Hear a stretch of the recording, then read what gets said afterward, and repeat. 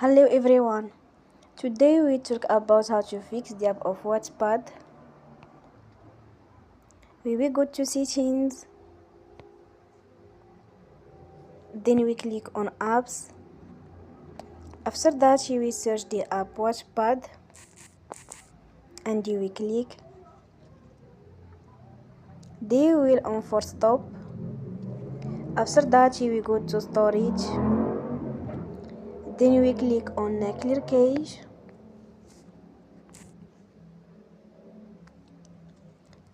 In the end, turn off your phone